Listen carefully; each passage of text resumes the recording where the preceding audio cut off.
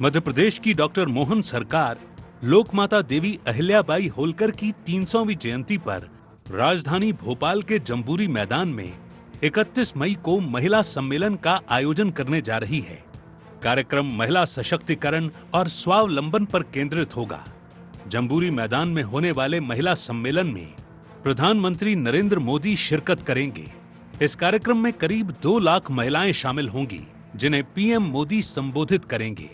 मुख्यमंत्री डॉक्टर मोहन यादव और बीजेपी के प्रदेशाध्यक्ष वीडी शर्मा ने खुद जम्बूरी मैदान पहुंचकर कार्यक्रम स्थल का जायजा लिया।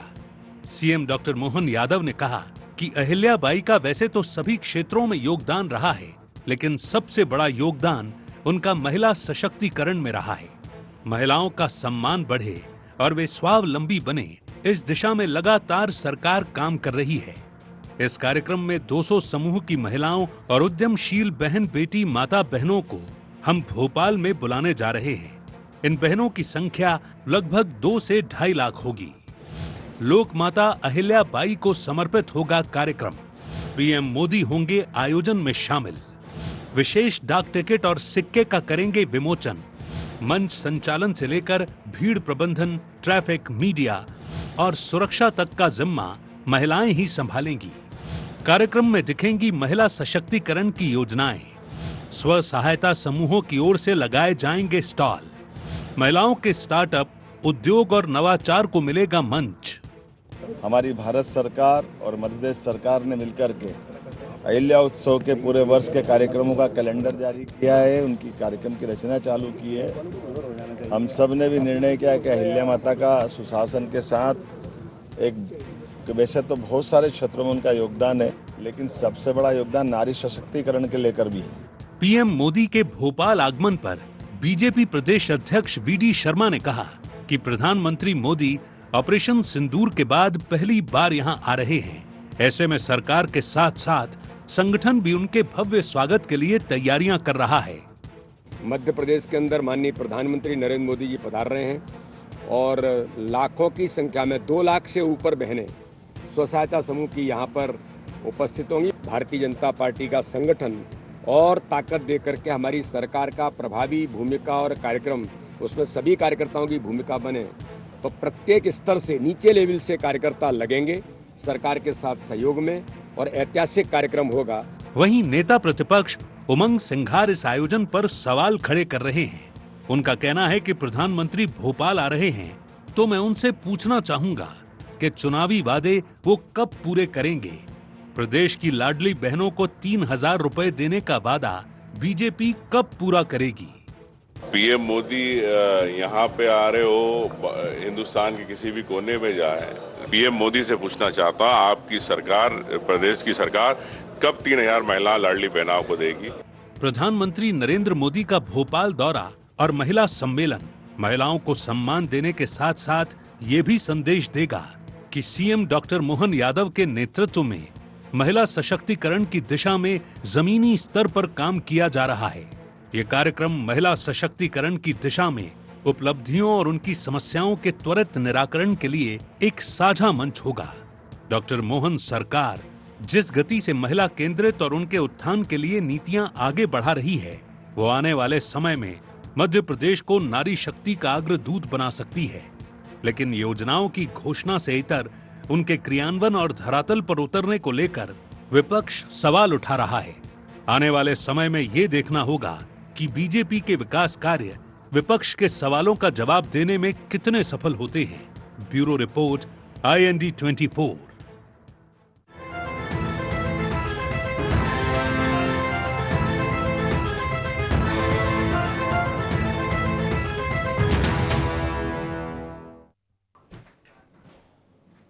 नमस्कार, IND एजेंडे में आपका बहुत बहुत स्वागत है। मैं हूं योगी राज योगेश।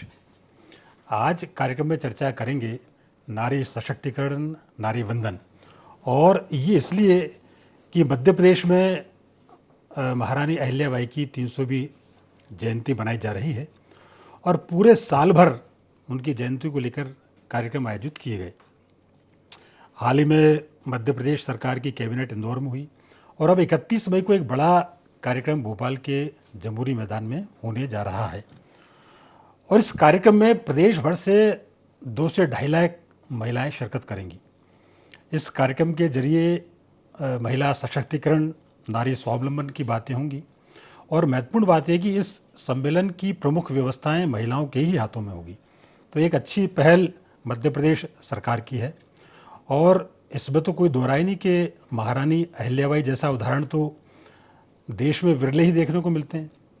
ये हमारा सौभाग्य है कि महारानी अहिल्याबाई जैसी पराक्रमी योद्धा, कुशल प्रशासक, संगीत विशेषज्ञ हमारे मध्य प्रदेश में हुई और उनके प्रशासन की उदाहरण पूरे देश भर में जाने जाते हैं। एक बात बस बोलूँगा, पूरे देश में ऐसा कोई धार्मिक स्थल नहीं है जहाँ अहिल्याबाई ने निर्माण कार्य नहीं कराए हों, चाहे वो मंदिर से संबंधित हो, चाहे विकास से संबंधित हो। तो इसी से प्रेरणा लेकर मध्य प्रदेश सरकार भी ये आयोजन कर रही है। चर्चा शुरू करूं उसके पहले आइए डाल लेते हैं एजेंडा पॉइंट पर एक नजर। क्या महिला सम्मेलन से सधेगी आधी आबादी? क्या पीएम मोदी के दौरे का आगामी चुनाव पर पड़ेगा असर? कांग्रेस क्यों उठा रही क्रियान्वयन पर सवाल? क्या नारी नेतृत्व को आगे लाएगा महिला सम्मेलन? तो ये थे एजेंडा पॉइंट्स। और डिबेट ओपन करूं उसके पहले सारे मेहमानों से आपका तारुफ मैं करा दूं। हमारे साथ जुड़े हैं बीजेपी से पूर्व विधायक घनश्याम पिरोनिया जी। घनश्याम जी, प्रोग्राम में आपका बहुत बहुत स्वागत है। कांग्रेस से अमित तायरे जी, अमित जी आपका भी बहुत बहुत स्वागत है। और वरिष्ठ पत्रकार के रूप में आशीष दुबे जी हमारे साथ स्टूडियो में मौजूद हैं। आशीष जी, आपका बहुत बहुत स्वागत। चर्चा की शुरुआत घनश्याम जी आप ही से कर लेता हूं मैं। पूरे साल भर बड़े प्रोग्राम किए सरकार ने और कैबिनेट तक इस बार इंदौर में हो गई। अब इसके आयोजन को लेकर बहुत सारी बातें हो रही हैं। विपक्ष इसको फिजूल खर्ची भी बता रहा है। अभी बड़ा कार्यक्रम भोपाल में हो रहा है 31 तारीख को और प्रधानमंत्री नरेंद्र मोदी इसमें शिरकत कर रहे हैं। तो ये जो नारी वंदन है, महिला सशक्तिकरण की आप जो बात कर रहे हैं, इस कार्यक्रम के जरिए आप क्या मैसेज देना चाहते हैं? देखिए, भारतीय जनता पार्टी ये कार्यकर्ता आधारित दल है। कार्यक्रम ये सतत चलते रहते हैं। किसी भी संगठन, दल, संस्था को चलाने के लिए सतत क्रियान्वयन की अत्यंत आवश्यकता रहती है और इसलिए हमारा संगठन, हमारे कार्यकर्ता ये सदैव चलायमान रहें, चलते रहें और हमारा जो उद्देश्य है चरैवेति प्रचलाम च निरंतरम, और उसके माध्यम से हम समाज का कैसे कल्याण कर सकते हैं, ये ध्येय उद्देश्य लेकर के भारतीय जनता पार्टी। अभी मैं आदरणीय उमंग सिंघार जी को सुन रहा था और प्रधानमंत्री मोदी जी आ रहे हैं और वो महिलाओं के 3,000 दौरा, भाई क्या है असल में जो देखने की दृष्टि रहती है वैसा लोगों को दिखाई देता है। भारतीय जनता पार्टी के कार्यक्रम नित्य चलते। अभी आप देखेंगे कि हमारे बूथ स्तर पर कार्यक्रम हुए हैं। अभी हमारे सभी जो हमारे चाहे युवा मोर्चा हो, महिला मोर्चा हो, कोई भी मोर्चा हो, सब मोर्चों को काम पे लगा के रखने का, उनके माध्यम से जनता में जागृति आए, समाज में जागृति आए, चेतना आए, भारतीय जनता पार्टी का भी काम बढ़े, भारतीय जनता पार्टी का दृष्टिकोण भी लोगों को समझ में आए और देश समाज के लिए हम क्या कर सकते हैं, क्या करेंगे और आगे, ये सब कार्यक्रम चलते हैं। उसी के निमित्त प्रधानमंत्री नरेंद्र मोदी जी भोपाल आ रहे हैं। हम सब के लिए गौरव का विषय है कि अहिल्याबाई होलकर जी के जन्म जयंती को और भारतीय जनता पार्टी का सबका लक्ष्य यही रहा है। हमारे यहाँ पर, हमारी संस्कृति में नारी का जो सम्मान है, अद्वितीय सम्मान है, अद्वितीय स्थान है, वो समय समय पर हम परिलक्षित करते रहे। इस हेतु और ये कार्यक्रम आयोजित है। लगभग 2 लाख हमारी बहनें उस कार्यक्रम में शिरकत करेंगी। भारतीय जनता पार्टी की, चाहे केंद्र की नरेंद्र मोदी जी की सरकार हो या डॉक्टर मोहन यादव जी की सरकार हो, इन्होंने इन महिलाओं के कल्याण के लिए, मातृशक्ति के कल्याण के लिए जो जो आयाम स्थापित किए हैं और आगे हम क्या अच्छा करने वाले हैं, ये कहीं ना कहीं उस कार्यक्रम के माध्यम से झलक दिखेगी। हम सब लोग, भारतीय जनता पार्टी के कार्यकर्ता, पूरे मध्य प्रदेश की जनता प्रधानमंत्री मोदी जी के अदम्य साहस और उत्साह से उनका हम सब लोग स्वागत, अभिनंदन और वंदन करते हैं। घनश्याम जी, ओपनिंग स्टेटमेंट ठीक है, लेकिन मैं आपसे एक बात ये जानना ज़रूर चाहूँगा। अगले दौर में आप महिला सम्मान की बात कर रहे हैं, लेकिन आपके मंत्री कितना सम्मान कर रहे हैं भी हमने देखा। मैं अगले दौर में पूछूंगा आपसे, लेकिन अभी अमित तायरी जी से जान लेते हैं क्या दिक्कत हो रही है। अमित जी, महिला नारी सशक्तिकरण की दिशा में कोई बड़ा प्रोग्राम हो रहा है, आप कैसे इसको देखते हैं? देखिए, अब प्रदेश में भारतीय जनता पार्टी की सरकार है और लगभग 20 साल से ज़्यादा हो चुके हैं, और ऐसे तमाम आयोजन भारतीय जनता पार्टी की सरकार कराती आई है। कभी आदिवासी पंचायत के नाम पर, कभी महिलाओं के नाम पर, कभी बेरोज़गारों के नाम पर, लेकिन किसका कितना भला हुआ है ये आप और हम सब लोग बहुत अच्छी तरह से जानते हैं।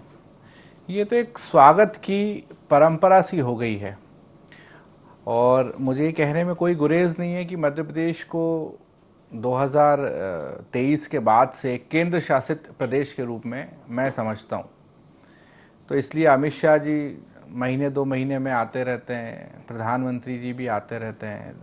उनके स्वागत में अब देखिए 2 लाख महिलाओं का लक्ष्य रखा है। हमने देखा है कि अब तमाम आरटीओ को, कलेक्टर को लक्ष्य दे दिया जाएगा, बसें भर भर के लाओ। और महिलाओं का सम्मान जब तक रहेगा जब तक प्रधानमंत्री जी का विमान वापस दिल्ली नहीं उड़ जाता।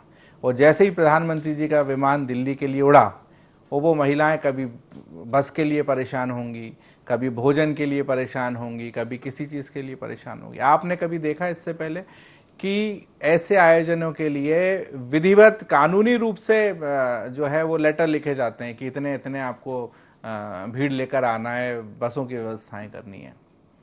हमारा कहना ये है कि आप आयोजन करिए, आप बहुत आयोजन करिए, लेकिन कल ही कैबिनेट हुई इंदौर में। आपने और हमने देखा कि जो प्रदेश हर महीने कर्जा ले रहा है उसके मुख्यमंत्री, हम लोग तो कहते हैं राजनीति में कि हम सेवक, और मुख्यमंत्री भी कहते हैं कि मैं तो सेवक हूँ, लेकिन ऐसा लग रहा था कि कोई महाराज और कोई राजा बहुत बड़े बैठे हैं और उनके तमाम दरबार बैठा है। चांदी के बर्तनों में खाना आ रहा है, काजू के पकवान आ रहे हैं। आप कल्पना करिए 5,000 करोड़ का कर्जा, कभी 10,000 करोड़ का कर्जा, ऐसे कर्ज ले लेके चांदी के बर्तनों में खाना खाएंगे यदि ये लोग, तो मध्य प्रदेश की जनता और आप और हमारे जैसे लोगों का क्या होगा?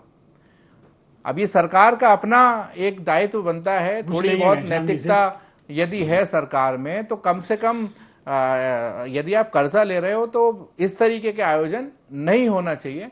दूसरी बात यह है कि कितना महिलाओं का सम्मान करते हैं। हमने देखा माँ अहिल्या जो हैं वो इसलिए प्रसिद्ध थी, जो उनका सबसे बड़ा एक बात हमको सबको याद है कि यदि उनका बेटा भी गलत होता था, उनका और भी कोई पारिवारिक सदस्य गलत होता था, वो तत्काल कार्रवाई करती थी। हमने सबने सुना है।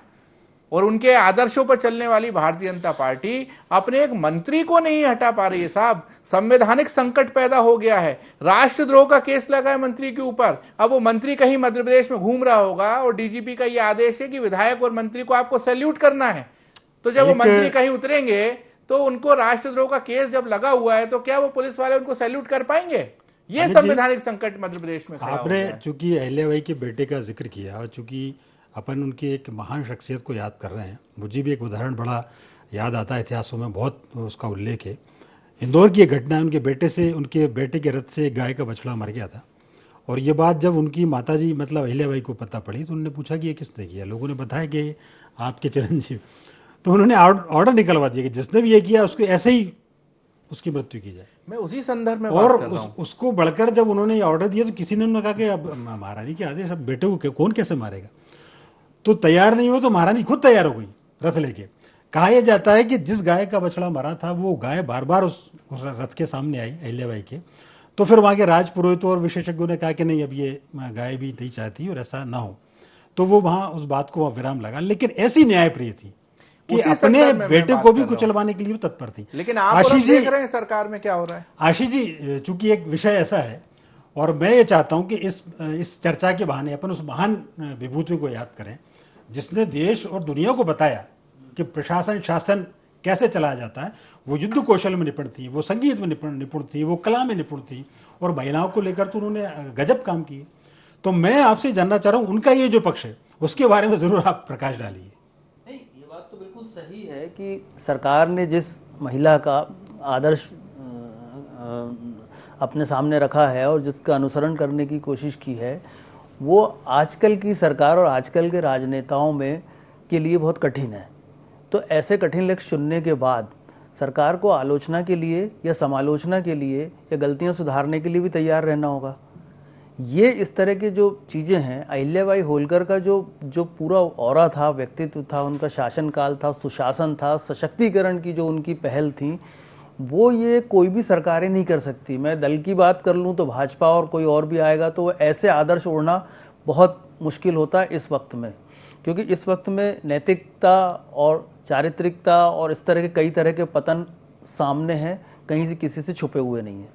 तो अब अगर इस तरह की कोई चीज़ सरकार ओढ़ती है या ऐसी कोई कोशिश करती, चलिए उसके बहाने महिला सशक्तिकरण की बात करती है, तो महिला सशक्तिकरण के लिए सिर्फ ये ज़रूरी नहीं है मेरी नज़र में कि महिला को हम मौके दे दें, ये कर दें। महिलाओं को सशक्तिकरण के लिए सशक्त भी करना पड़ेगा। सिर्फ ये नहीं है कि हम उन्हें हर महीने पैसे दे दें, हर महीने उनको कोई और नई योजनाओं से जोड़ दें।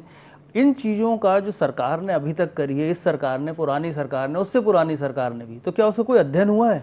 उसका बदलाव क्या आया? लाडली लक्ष्मी या लाडली बहना जो योजना है, लाडली लक्ष्मी तो बहुत माना गया था कि ठीक ठाक चल गई थी। लाडली बहना योजना का आज तक क्या अध्ययन आया है कि उससे क्या बदलाव हुआ महिलाओं के जीवन में? कभी कोई अध्ययन है? उसकी गिनती कम हो गई, नंबर ऑफ जो वो जो महिलाएं थी वो कम हुई हैं, कुछ चीज़ें और हुई। लाडली बहना का एक अध्ययन का एक असर ये देखने को मिला, कहा यह जाता है कि जो अप्रवासी आ रहे हैं, घुसपैठी आ रहे हैं पाकिस्तान बांग्लादेश से, उनमें कई लोगों की भावना ये है कि मध्य प्रदेश में चूंकि महिलाओं के लिए इतना पैसा मिल रहा है, भारत में इतना पैसा मिलता है, उसके लिए कई सारे यहाँ राशन कार्ड बन गए और लोग आ गए यहाँ। बस ये एक फ़ायदा है कि इसका फ़ायदा उठा लो।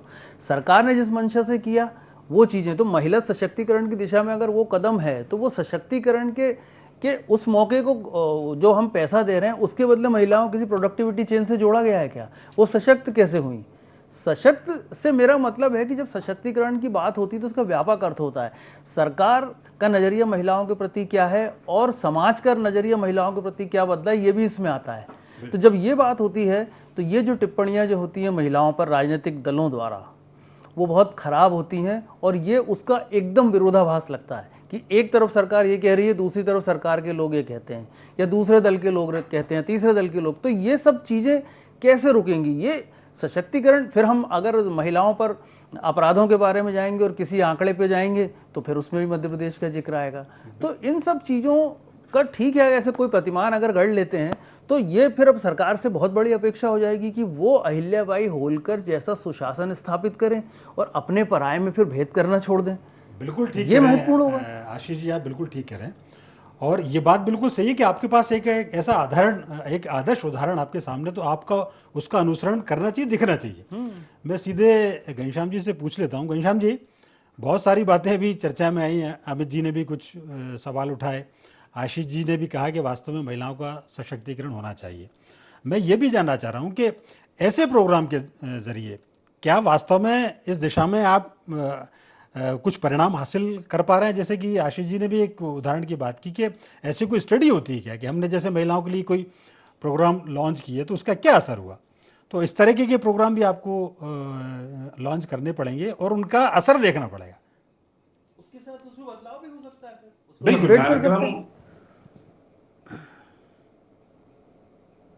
कार्यक्रम होते ही इसलिए हैं कि कुछ अच्छा हो। अभी हमारे आदरणीय वरिष्ठ पत्रकार जी ने भी, हमारे कांग्रेस के सम्माननीय प्रवक्ता कावरे जी ने भी बात रखी, लेकिन कुल मिलाकर के हमारे जो महापुरुष हैं, हमारे जो मानबिंदु हैं, उनका सतत स्मरण करते रहना और स्मरण के माध्यम से उनसे प्रेरणा लेना, ये क्यों नहीं होना चाहिए? क्यों कांग्रेस को इस पर आपत्ति है भाई? क्या हम केवल एक ही परिवार की वंदना करना चाहते हैं क्या? एक ही परिवार का स्तुतिगान करना चाहते हैं क्या? इस देश में तमाम सारे ऐसे महापुरुष हुए, ऐसे तमाम सारे मानबिंदु हैं जिनको जनता जनार्दन के सामने उनका व्यक्तित्व, उनका मैं जिस ग्वालियर की धरती का रहने वाला हूँ, सोचिए आप, वीरांगना झांसी की रानी लक्ष्मीबाई कितना बड़ा उदाहरण है। 23 साल की उम्र में देश के ऊपर उन्होंने अपना महापुरुषों को, ऐसी वीरांगनाओं को क्यों नहीं स्मरण करना चाहिए। डॉक्टर सुभद्रा कुमारी चौहान ने कहा है, हमने नहीं कहा। बहुत बड़ी कवित्री डॉक्टर सुभद्रा कुमारी चौहान ने लिखा था उनके बारे में। यहाँ की बातें यहीं छोड़ दो, अब पहुंचो ग्वालियर के मैदानों में, जहां खड़ी है लक्ष्मीबाई मर्द बनी मर्दानों में। अभी उम्र कुल 23 की थी, मनुज नहीं अवतारी थी, बता गई पद सिखा गई, हमको जो सीख सिखानी थी। चमक उठी सन 57 में, वो तलवार पुरानी थी, बुंदेले हर बोलों के मुंह हमने सुनी कहानी थी। खूब लड़ी मर्दानी वो तो झांसी वाली रानी थी। क्यों नहीं ऐसी वीरांगनाओं का इतिहास जनता जनार्दन के बाद सामने आना चाहिए। क्यों नहीं हमारी मातृशक्ति उनसे प्रेरणा ले और इस प्रकार के आयोजनों के माध्यम से हम हमारे महापुरुषों का जीवन चरित्र, उनका चल के समाज के लिए हम अच्छा क्या कर सकते हैं वो करने का प्रयास करते हैं। ठीक है, आपने कहा कि सरकार और ये ऐसा प्रेरणा महापुरुषों के जीवन चरित्र से ली जाती है, लेंगे और उनके बताए मार्ग पर चल करके जिस प्रकार का शासन प्रशासन की अपेक्षा हमारे पूर्वजों ने की है, उस पर चलने का प्रयास भारतीय जनता पार्टी की सरकार कर भी रही है और करा भी है। आप सोचो, कांग्रेस की सरकारें नहीं, केंद्र में भी नहीं, प्रदेशों में भी नहीं, आपने कितने सारे काम किए, कितने सारे आयाम स्थापित किए, ये भी आपको इतिहास देने की आवश्यकता है। और बार बार ये कहा जाता है 3,000 रुपए कब कर रहे हैं। अरे भाई, जब ये योजना प्रारंभ हुई थी, चुनाव के दौरान भी कांग्रेस कहती थी बंद कर देंगे, नहीं मिलेंगे, लेकिन कायम है योजना। और महिलाओं के सम्मान में और अच्छा हम क्या कर सकते हैं और क्या क्या कर सकते हैं, ये सारे के सारे काम प्रदेश की सरकार, केंद्र सरकार के माध्यम से करने वाली है। घनश्याम जी, बिल्कुल ठीक है, आपने एक बात कही कि नारी शक्ति को प्रेरणा लेना चाहिए। मेरा तो ये मानना है कि ऐसे शख्सियतों से, ऐसे व्यक्तित्वों से नारी शक्ति और पुरुष शक्ति सबको प्रेरणा लेनी चाहिए। आपका सवाल मैं अमित जी तक पहुंचा देता हूं। अमित जी, घनश्याम जी एक बड़ी बात कह रहे हैं कि हम लोक माता को याद करते हैं, आपकी तो एक ही राजमाता है, आप एक ही परिवार को याद करते हैं। अब घनश्याम भाई हमारे बड़े भाई हैं, लेकिन मैं तो आपसे और आशीष जी भी बैठे हैं, फिरोनिया साहब भी बैठे हैं, वो ये बोल रहे थे कि कांग्रेस को क्यों आपत्ति है। पूरा आपका लगभग 20 मिनट का कार्यक्रम हो गया है, कहीं किसी ने, मैंने या हमारे उमंग सिंघार जी ने कहा हो कि हमको इस पे आपत्ति है कि किसके नाम पे कार्यक्रम हो रहा है। तो पूछते कुछ हैं, बताते कुछ हैं, हाल दिल का यही है इनका। बात यह है कि ये वास्तव वाली बात है कि मध्य प्रदेश में आप ले आओ, आप भोपाल में सबको 2 लाख स्वागत करा दो आप नरेंद्र मोदी जी का, वाह भाई आप लूट लो, वीडी शर्मा जी अपने नंबर बढ़ा लें, मोहन यादव जी अपने नंबर बढ़ा लें, सब चीज़। लेकिन बात यह है कि वो जो महिला आ रही है वो इसलिए ही आ रही है कि हमारे 3,000 रुपये आप कब करोगे। आपने जो वादा किया था लाडली बहनों को हम आवास देंगे, वो आवास आप कब दोगे। मध्य प्रदेश राज्य महिला आयोग में पिछले 4 साल से अध्यक्ष की नियुक्ति नहीं हुई है और आप समझो, आप प्रताड़ना के 282 केस पेंडिंग हैं। महिला अपराध में, बलात्कार के मामले में प्रथम 5 में रहा है मध्य प्रदेश हमेशा।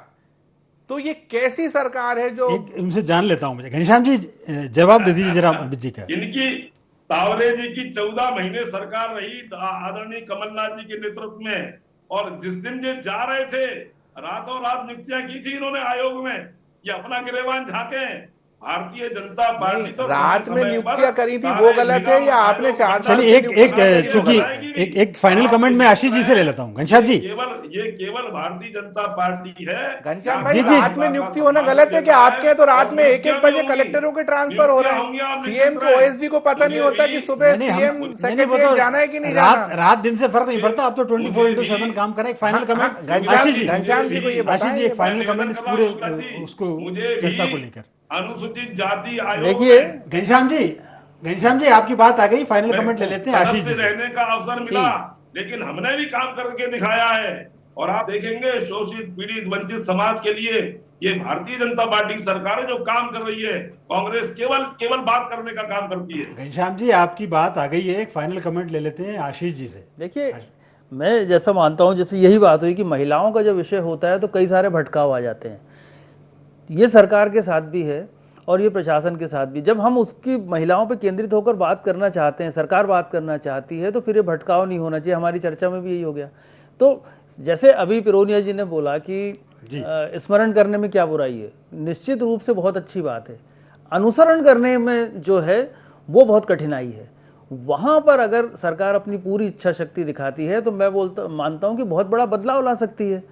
बिल्कुल, अगर हम इस दिशा में चल रहे हैं तो इसमें बुराई क्या है। और अगर मैंने पहले भी कहा कि आलोचना के लिए और करेक्शन के लिए तैयार रहना पड़ेगा जब हम कोई कठिन राह चुनेंगे तो। आप कि आलोचना और करेक्शन के लिए तैयार रहना चाहिए, क्योंकि वक्त की बंदिशें हैं। इस वार्ता को यहीं विराम देना पड़ेगा।